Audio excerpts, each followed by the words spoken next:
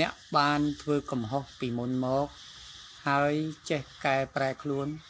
ព្រះពុទ្ធជាម្ចាស់ទ្រង់សរសើរថាល្អជីវិតបានភ្លឺប្រៀបដូចជាព្រះច័ន្ទបានចេញផុតពីពពក